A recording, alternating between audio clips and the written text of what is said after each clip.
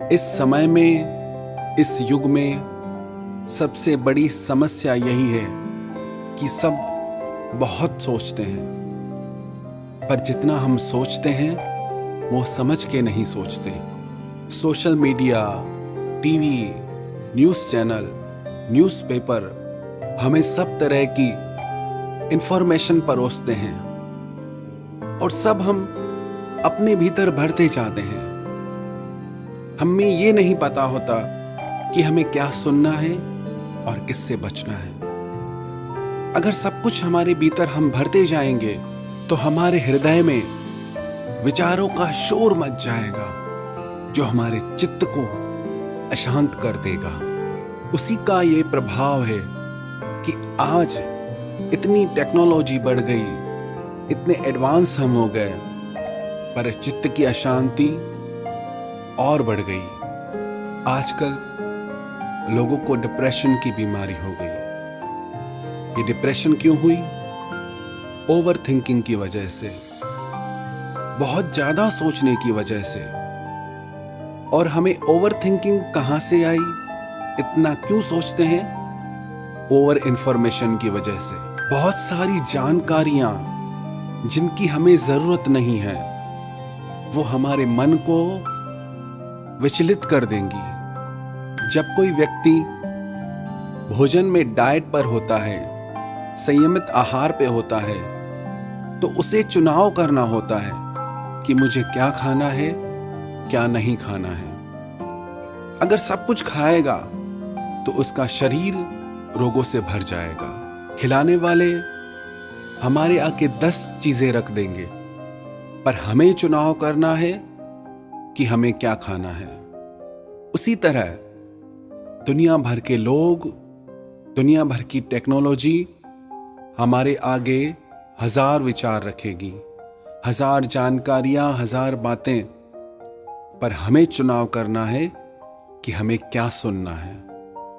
यदि कोई किसी की बुराई करता है तो हमें यह ध्यान रखना है कि हम विचारों की डाइट पे हैं। कोई भी विचार जो हमारे चित्त को अशांत कर दे, उससे हमें खुद को बचाना है, क्योंकि जैसा जैसा हम सुनते हैं वैसा वैसा हमारा मन बनता है। जैसा हमारा मन बनता है वैसा हमारा जीवन बन जाएगा।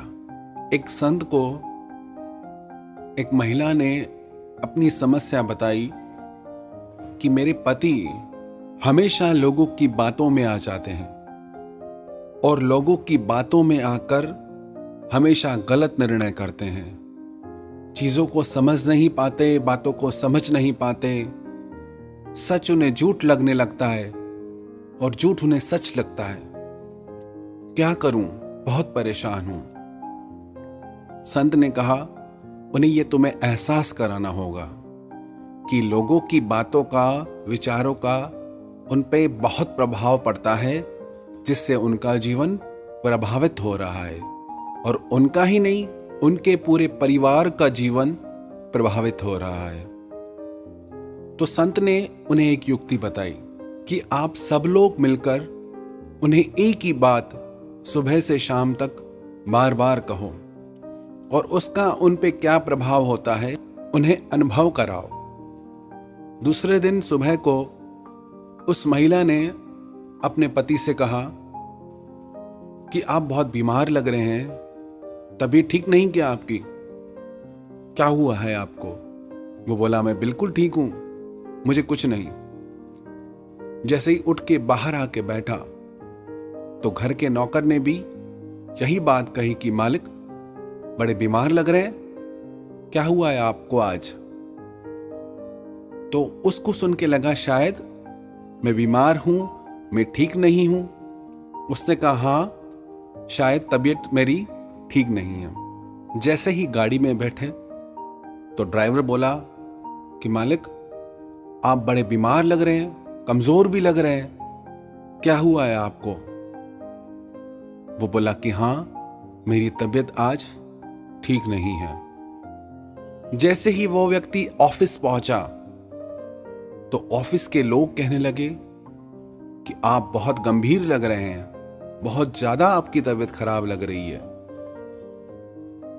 वो कहने लगा कि हाँ, बहुत मुझे चक्कर आ रहे हैं, मेरी तबीयत खराब है, मैं वापस घर जाता हूं। जब वो घर पहुंचा तो उसकी हालत वास्तव में एक रोगी की तरह हो गई, बीमार की तरह हो गई।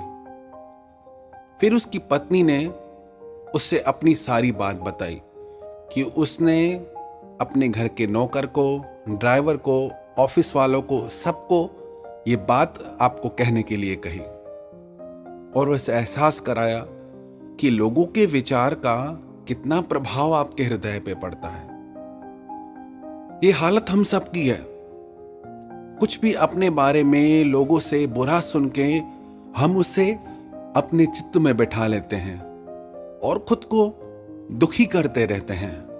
एक चीज का और ध्यान रखें जीवन में, कभी भी जो वाया वाया बातें आपके पास आती हैं कि आपके लिए इसने ऐसा कहा, आपके लिए उसने वैसा कहा, इन बातों से